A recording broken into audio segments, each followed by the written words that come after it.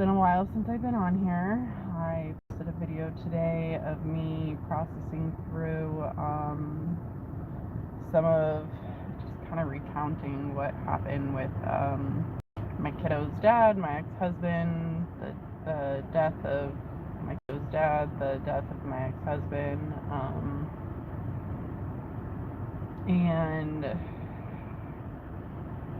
knowing that one of the things that I am working on currently in therapy with myself is learning how to be emotionally open and emotionally vulnerable. And that is something that I am wanting to actively work on healing, is learning how to be emotionally vulnerable. And so I'm gonna wipe this off, I know, right? Because that's the most important thing. And I'm realizing that, a lot of my videos that I've posted in here have been, not all, but quite a few have been of me driving, of me distracted. And I see that now as that being one of my coping mechanisms for keeping up a wall and not being emotionally open and emotionally vulnerable. And it's funny, the things that you don't even realize until you get the little aha moments, the little like, oh, I don't like it when I'm talking to a friend and they grab their phone and they're on their phone. Like, that is something that really bothers me. It really makes me feel not seen, not heard, not loved, because they are distracted while I am trying to talk to them. If it's something I'm trying to talk to them about one-on-one, something important, if I'm spending that one-on-one quality time with them. And I do my best to keep my phone aside, not realizing that in reality I'm being a hypocrite when I am on my phone while driving and leaving videos, because that is not being emotionally open and fully emotionally vulnerable and leaving my heart open, full attention while I'm discussing some of these deeper topics. As you know, a lot of my channel does have to do with openness and vulnerability, spirituality, and things that are not always the most easy for people to talk about. So this video is me learning how to sit still. And going forward, when I do these videos, learning how to do the video either live, which is great. This one was not planned, so I have no current, fans here, interactions with you guys. Not able to take any live questions or anything like that, just because there's nobody here, because I wasn't planning on this. This is a spur of the moment. So I'm sure this is like my first practice versus, getting to be here with you guys and take those questions live, and getting to have you guys here and view your responses live. So I look forward to that, to go hand in hand with these live videos.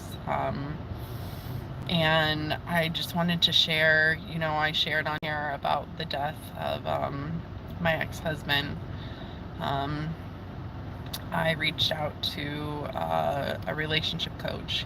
She's a relationship coach. This is not, that's our area of expertise, but she's healing from /healed/ I don't know how to say it. Still healing from being in a narcissistic codependent relationship, and having a kid with that person, and also him having lost his life, and the mind fuck that comes along with that. It's weird. And my ex-husband and I separated from him 4 years ago now, almost, and this is one thing that I haven't told anybody yet, just because I haven't felt comfortable, and I'm sure telling somebody, face to face will be part of that emotional vulnerability. It was really weird. If you watch my video right before this, seeing him the day before he passed, it was really weird that I haven't told, like I said, I haven't told anybody this specific part, but it was this weird brief thought of maybe we can be together again. And, it was almost like my intuition, like my higher self, my consciousness was telling me that. I understand it now, but in that moment, logical Jenny stepped in and was like, ew, no, what are you talking about? You would never be with him again. Like, he hasn't changed where you have. Why would you even say something like that? The shame came in. And now I'm realizing that was probably my higher self, my consciousness telling me we will be together again on the other side. And, hopefully he'll step in as a spirit guide now from the other side and help guide me and the kiddos through this life. And knowing that we have had, at least one other life that I have memories from together. And so there's that emotional vulnerability.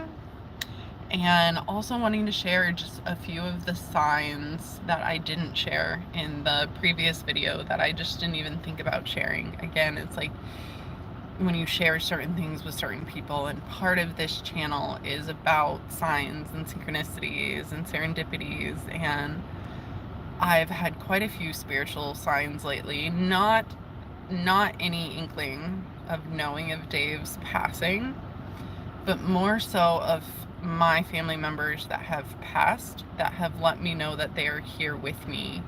I had a dream Thursday or Friday night. I don't know. I'd have to go back and look at my calendar because that's where I journal some of this stuff. I journal it in my Google Calendar versus in a journal. Just when with having a baby who co-sleeps, both hands aren't always free for me, whereas one hand is free to leave notes for myself in a journal in my Google Calendar versus a physical journal.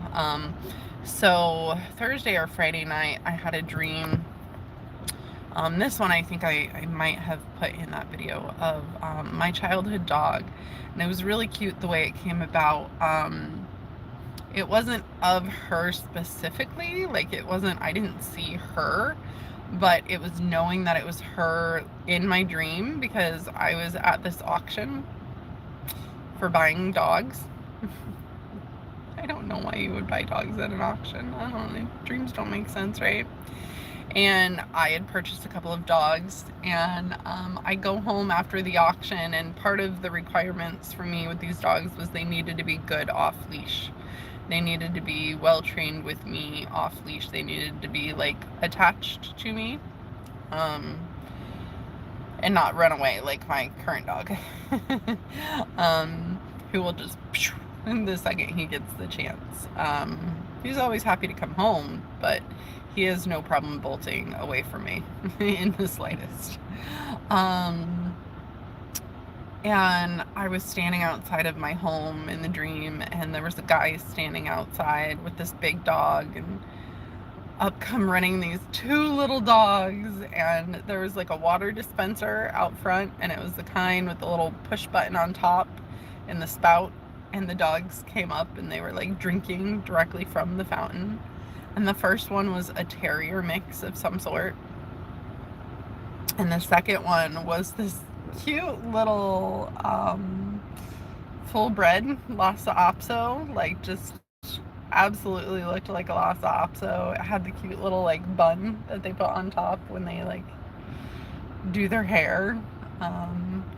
And I put together the terrier and the Lhasa Apso, and my dog growing up was known to be a Cairn Terrier Lhasa Apso mix. And this Cairn Terrier didn't look like the terrier, this terrier didn't look like the Cairn Terrier in Wizard of Oz, but more of kind of like a fluffy, I don't even know, like a wavy haired Cairn Terrier, or terrier. I don't even know. I'll have to look it up and see if I can figure out what kind of terrier this was.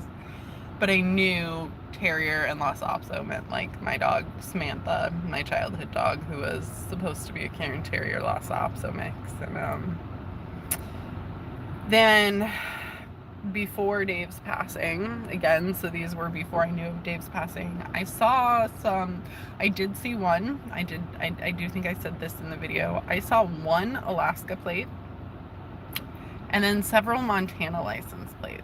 And that really caught my attention because I didn't even put together with the Alaska plate until I was talking about this. But my uncle, my Uncle Tommy, who has passed, he lived in Alaska with his family, and then they moved to Montana. And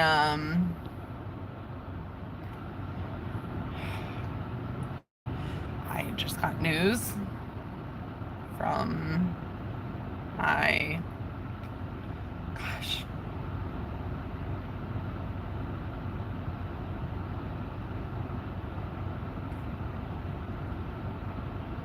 I just got news from my son's school that my ex-husband, I talked about in the previous video how it really seemed like he had his life together. I just got news that he had paid for my son's schooling through the end of this year. So October, November, December, he was paid ahead.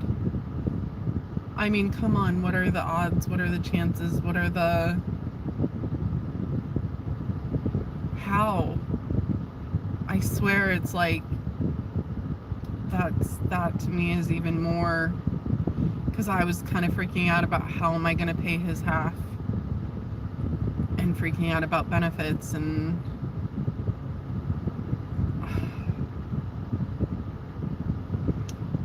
things are just, you know, when I talked about in the other video that he really seemed to have his shit together, like, he went out on a damn high note. Like, good for him. He really did go out on a high note. He really seemed to have his life together. Maybe that's kind of what helped him let go. He really, really, truly seemed to have his life together.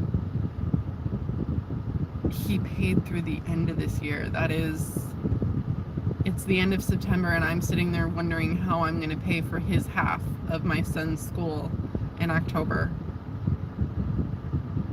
Only to find out that he's already...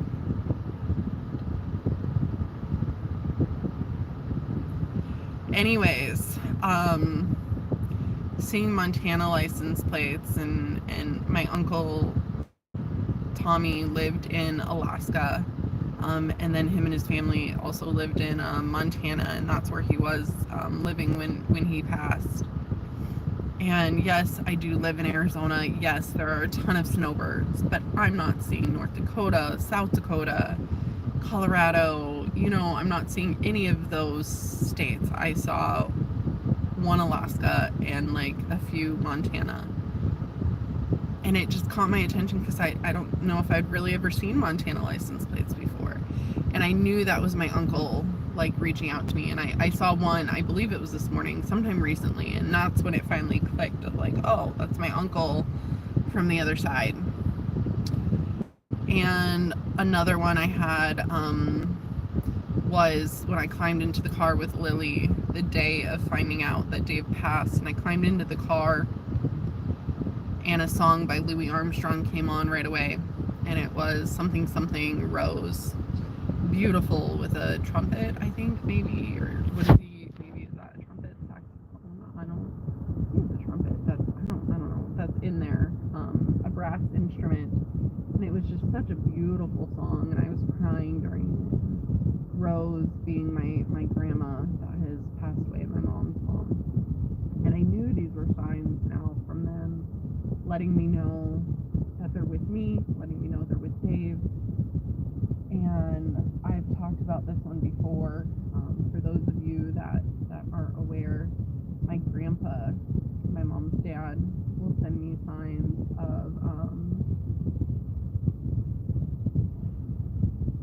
smelling popcorn in places, in ways where you're like, how am I smelling popcorn right now? Like, one time I woke up middle of the night and just smelled the strongest smell of popcorn, and reaching out to my mom and talking to her and finding out it was from my grandpa, who loved popcorn, who ate that like Jiffy popcorn that you pop like on the like that metal thing, you know, that like you pop off on the stove, if you guys know what I'm talking about. And he would do that, like, he would eat it almost every day. He loved it so much. I needed to go to the DES office this morning to see about applying for child care assistance for the kiddos. Help with Lily full time, and and then help with the kiddos, for breaks, for summer, for whatever, if I need it. And it would be nice for them to all, be in the same place too. And I took a tour of a place that a friend recommended, and it felt like the right place. And I needed a place to document on the form, so I hadn't gone in yet until I found a place. And I went in and I applied, and there's nobody actually there, so I had to like drop it off and leave. And I was standing outside, and I'm on the phone trying to get a hold of a Vital Check to see about getting the death certificate, to see about getting benefits for Social Security survivor benefits for my kids. And I don't even know if I can get the death certificate since I'm the ex-spouse, like all these like unknowns. Or am I gonna have to try to get it from his sister or his parents, or I don't know. And I'm outside, I'm on the phone, and all of a sudden I just start sniffing the air, and I smell popcorn. And I mean, where I was, there was no way that I know to smell popcorn. I was by the DES office. There was construction, there was cars, there was a parking lot, there's not any like businesses right there, and none that I know of that are like, the popcorn place. Like it was such a strong smell of popcorn, and I just sat there and like sniffing the air and just enjoying it. And I'm sure there's other signs that maybe I haven't even noticed of them, of my family that has passed. It's almost like this death is like helped me be more open. I think a lot of it comes with the grieving. A lot of emotional release, I think, makes me more connected to the other side spiritually. It helps me let go, helps me release, and it helps me be more connected with them. I know, some of us meditate, some of us have guided meditation, some of us, like a lot of people have their own ways, and a lot of people are able to get to those states of those different brainwave lengths where they are more connected to the quantum, if you will. If you're a Joe Dispenza fan, Zero, the void, God, the universe, whatever your name is, if you have one. And for me, noticing that with the spiritual release yesterday, with all the crying, I had such a headache. And it was weird because that night I dreamt about like drinking and like I don't know, Swedish pub, maybe, like, so maybe Swedish, Scandinavian, maybe that heritage, which Dave does have.